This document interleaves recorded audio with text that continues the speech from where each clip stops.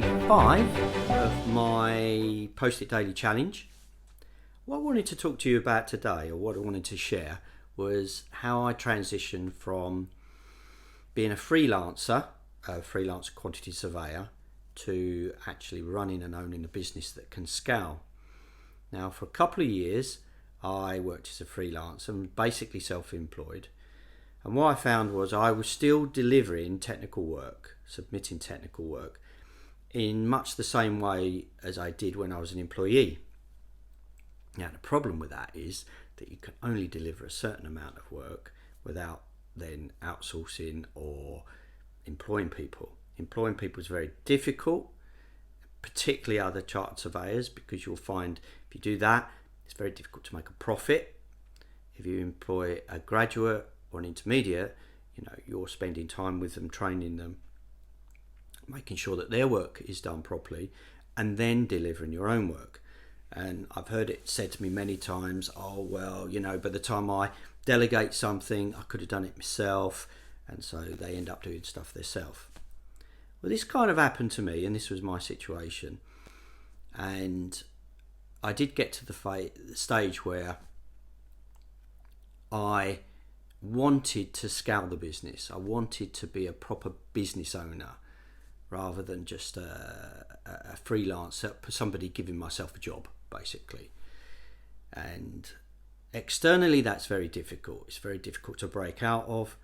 But internally, I really wanted to scale a business and to help people, employ people, look at new ways of delivering the service, and also to ensure continuity of work. Because another thing I was finding, and I think a lot of freelancers find, is when they come to the end of a course of work, then they're looking around for the next project, and there may be a lull, they may not have something ready, or they end up being tied to one client and that kind of thing. So that was with me. And anyway, I got to a point where the work had dropped off. I was thinking about what I do next, and I had the phone call, as I said, from Aranev. And Aranev and Shrujan and Kishore, Arnie's two mates, or Aranev's two friends, they're all civil engineers, very good at what they do. They've studied in America, worked in the UK. They've been involved in estimating, but they probably don't work to the same conventions as I would in the UK. And with them being so far away, I got me thinking about how can I get them genned up on the kind of thing I do. And so what I decided to do was to start making lists of activities of what I do in my daily job. So I kind of spent a couple of weeks really just brain dumping everything that I do as a QS, from taking a client brief, from receiving documents, filing the documents, checking the documents, and then the conventions around preparing a bill of quantities, preparing estimates, tendering process, procurement process, preparing contracts, and pretty much everything. So I ended up with lists of hundreds of activities and hundreds of items. And it started out as me being able to provide lists for different phases of the project and identify points at when things need to be checked, etc. But then what I realised, that this had a lot more beneficial use. And as I developed them, I realised that there was a lot of activities in there that could be done by an intern or a graduate or an intermediate, or those activities that needed more experience. And it also meant that Arnie and Kishore and Bob would be able to delegate as well. So not only could I delegate to them, they could delegate to others. And this whole system then became not only a list of how to do this, but it became a quality management system. So we divided it up into 7 sections, and those 7 sections correspond to the level of staff So we had a level 1, level 2, level 3, level 4, level 5, level 6, level 7. So the level 7's my sign off. So we refine the lists, and then to those lists we added where are the key risks in each phase, what level of staff can carry out particular activities, at what point do things need to be checked, who needs to check those things, so what level of staff need to check them.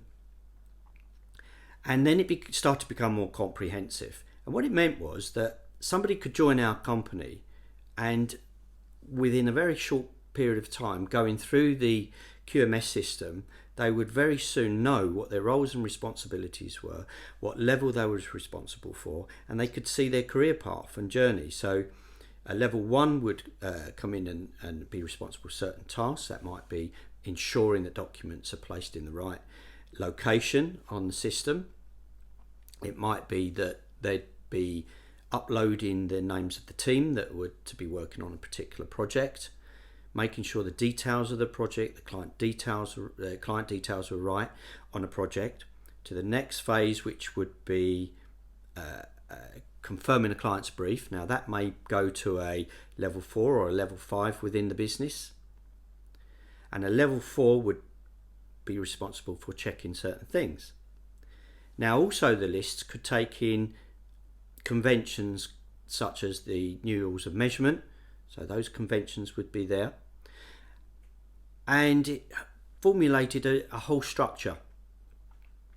And what it meant was that within a very short period of time, I didn't have to any longer deliver those projects myself, and I had confidence that when a project came in, that it was being done, it was being checked, it was being worked on, and the right people were checking at the right time. And what that meant was that I started to become more of a mentor, a motivator, a coach within the business, which is really where, if you're a professional person and you're running a business, is really where you want to be, because then you can reveal, you can share, you can impart, you can coach, you can teach everything that you've learned in your experience, which is much better use of your time than with your head in a computer doing bills of quantities or doing estimates or preparing tenders, you know. And really, I think as a professional person, as I'm finding, you kind of have a duty to share that, you know, and not keep it to yourself. And particularly if you want to grow a business. So it was my epiphany, and it made a big change to me. It's a big transformation for me. That was when I transitioned from just being a quantity surveyor to being a business owner. And I would say that was the first big transition for me. Since then, there's been a number of other transitions and achievements. And my latest one is around marketing and sales.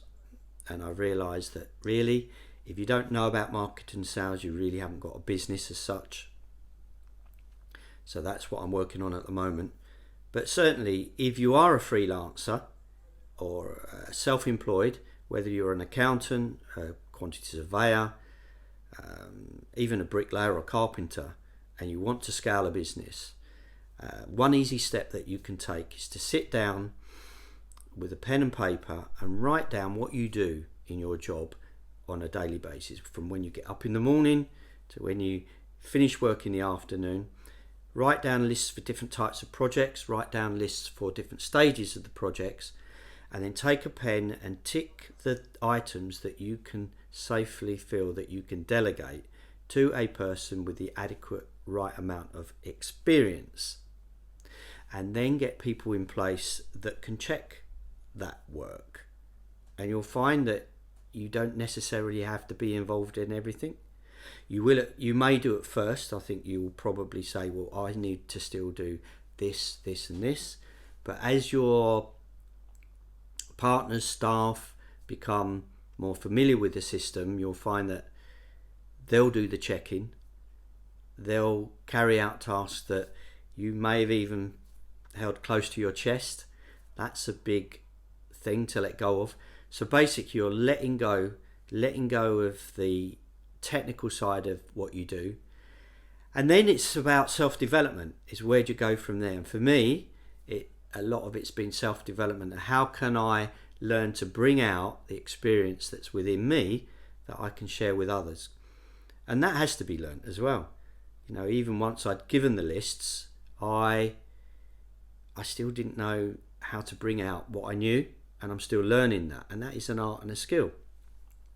So that's the next phase of my self-development, and really part of why I'm doing these daily videos, because it's helping me find my own voice so that I can help others. It's helping me to unblock those creative areas, or unblock those that experience that you had and you may have forgotten about, to bring that back and to articulate it in such a way that you can pass that on. So you can then become a thought leader within your business, is where you really want to get to, rather than a technical person who continues to deliver projects, if you like. And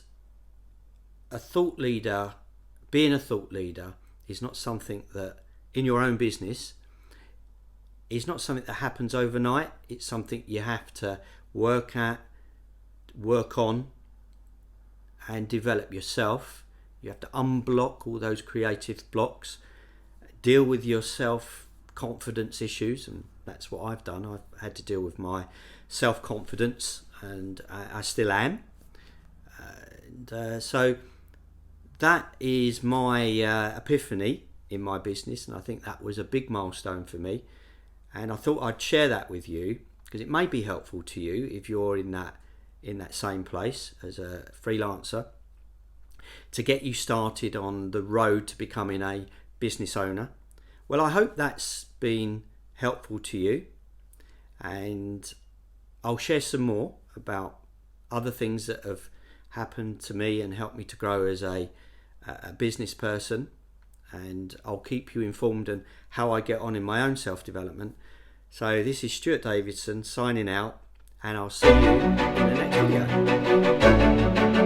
video.